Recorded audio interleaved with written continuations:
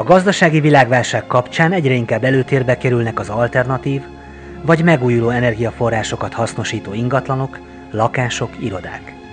Erre Budapesten a Szent István Park közelében találtunk egy egészen extrém példát.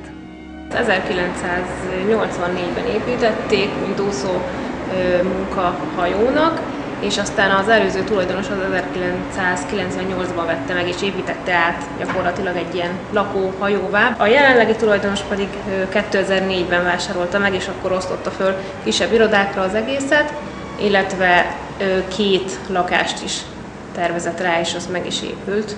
Az irodák azok nagyjából 12 négyzetméteresek a lenti szinten, a fönti szinten itt van egy nagyobb, ez körülbelül egy olyan 20 négyzetméteres, illetve az új, ami lakásból alakult át, az talán egy olyan 30 négyzetméteres, és hogy miért éri meg, igazából szerintem, és a bérlők szerint is egyrészt a látvány, tehát hogy mégis a városban vannak, nincs is messze a városközpont, de azért mégis egy kissé természetközeli élmény azért, hogy itt a Dunán lennek, kicsit extrém is, és hát, nagyjából ezek az indokok szoktak lenni.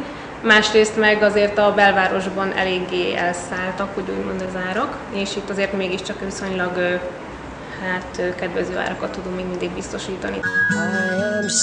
Mi egy sportbiztosításokkal foglalkozó cég vagyunk, rengeteg sportoló jár hozzánk, és könnyű megközelíteni a hajót biciklivel vagy gyalog, nem kell parkolódíjat fizetni a rakparton, ha valaki autóval érkezik.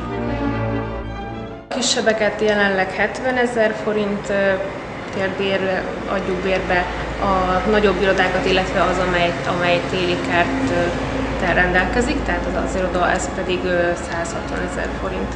A lakás az szintén annyi, 160 000 forint jelenleg, ahhoz is tartozik egy kis téli kert.